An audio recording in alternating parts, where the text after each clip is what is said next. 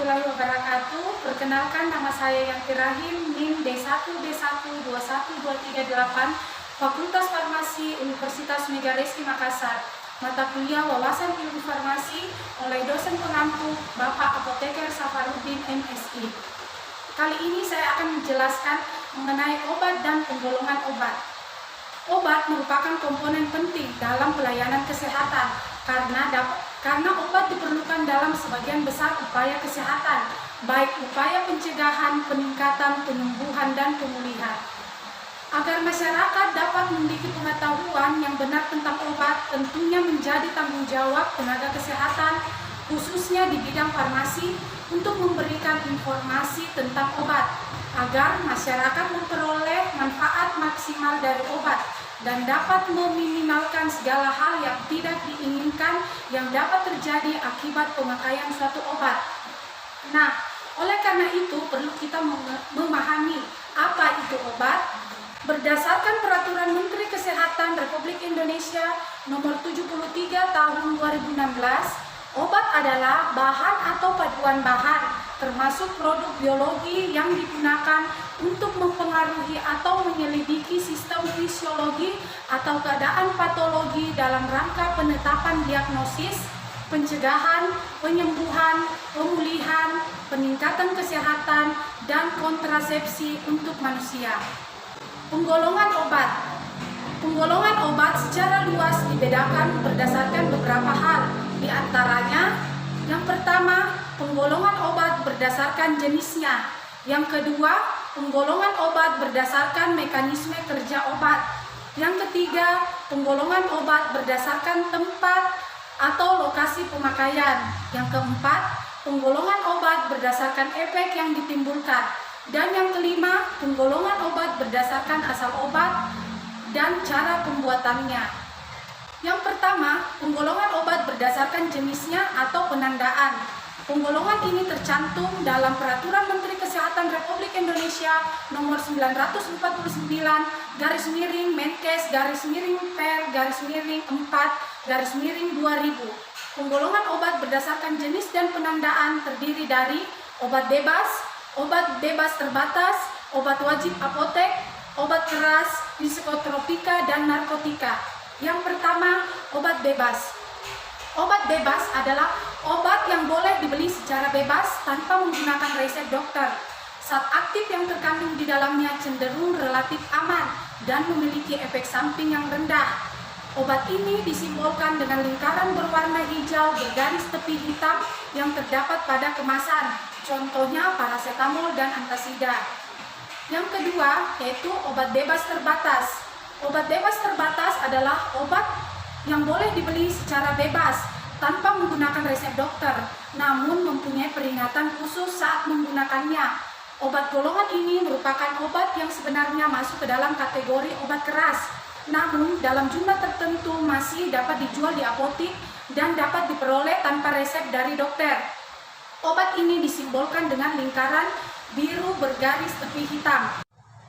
Berikut ini tanda peringatan yang harus ada pada kemasan jenis obat bebas terbatas, berupa kotak kecil warna hitam dengan tulisan putih berdasarkan SK Menteri Kesehatan Nomor 2380/SK-6/1983 tentang tanda khusus obat bebas dan obat bebas terbatas, yaitu P1, awas, obat keras, baca aturan pakainya, contohnya obat antimo.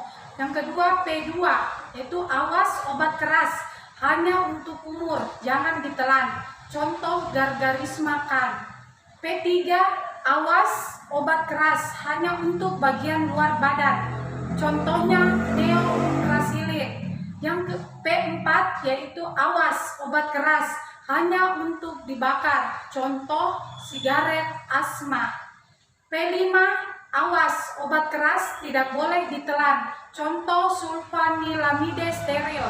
P6, awas, obat keras, obat wasir, tidak ditelan, contohnya anusol suppositoria. Yang ketiga, obat wajib apotik.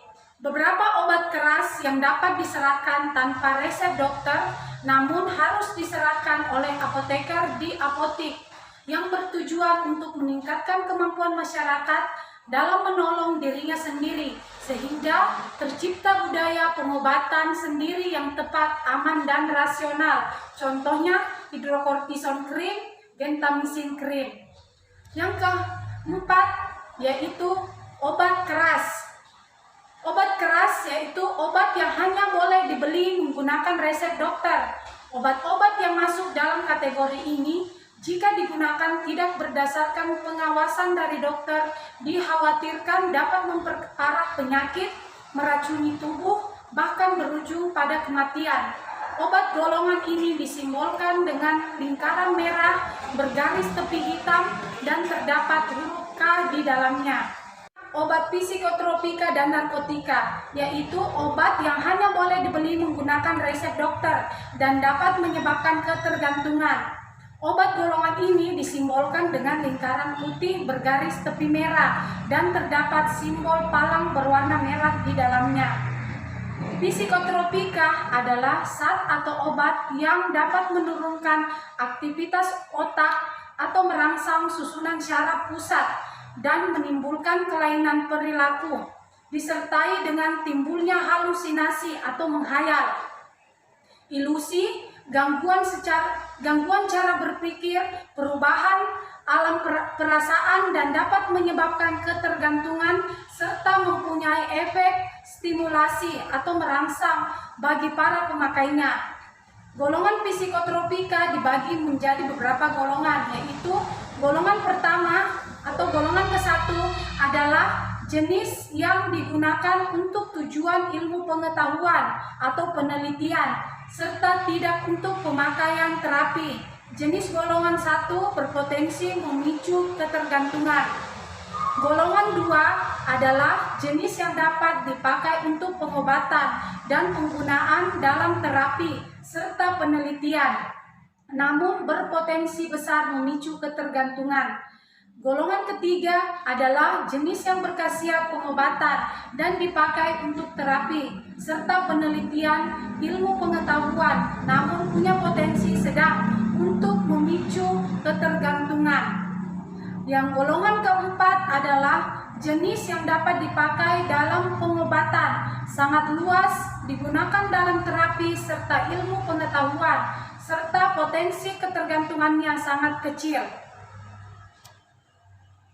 Sedangkan narkotika adalah zat atau obat yang berasal dari tanaman atau bukan tanaman, baik sintetis maupun semi-sintetis, yang dapat menimbulkan pengaruh-pengaruh tertentu bagi mereka yang menggunakan dengan memasukkannya ke dalam tubuh manusia. Pengaruh tersebut berupa pembiusan, hilangnya rasa sakit, rangsangan semangat, halusinasi, timbulnya hayalan-hayalan yang menyebabkan efek ketergantungan bagi pemakainya. Narkotika digolongkan ke dalam 3 golongan, yaitu golongan 1 hanya dapat digunakan untuk tujuan pengembangan ilmu pengetahuan dan tidak digunakan dalam terapi, serta mempunyai potensi sangat tinggi mengakibatkan ketergantungan.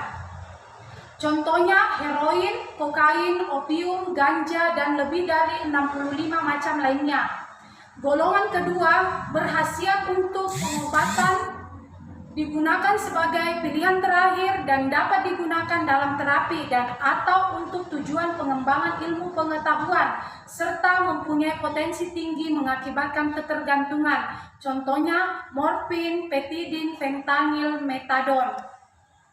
Golongan ketiga yaitu narkotika yang memiliki daya adiktif ringan tetapi bermanfaat dan berkhasiat untuk pengobatan dan penelitian. Contohnya kodein, buprenorfin, nikokodina, dan ada 13 macam termasuk beberapa campuran lainnya. Yang kedua, penggolongan obat berdasarkan mekanisme kerja obat, yaitu 1. Obat yang bekerja pada penyebab penyakit, misalnya penyakit akibat bakteri atau mikroba, contoh antibiotik. Yang kedua, obat yang bekerja untuk mencegah kondisi patologis dari penyakit, contohnya vaksin dan serum. Yang ketiga, obat yang menghilangkan simptomatik atau gejala seperti meredakan nyeri, contohnya analgesik. Yang keempat, obat yang bekerja menambah atau mengganti fungsi-fungsi zat yang kurang, contohnya vitamin dan hormon. Dan yang kelima yaitu pemberian placebo, adalah pemberian obat yang tidak mengandung zat aktif, khususnya pada pasien normal yang menganggap dirinya dalam keadaan sakit. Contohnya aqua pro injeksi dan tablet placebo. Berikutnya penggolongan obat berdasarkan lokasi pemakaian. Satu, yaitu obat dalam, yaitu obat-obat yang dikonsumsi per oral, yaitu melalui mulut. Contoh tablet antibiotik, paracetamol.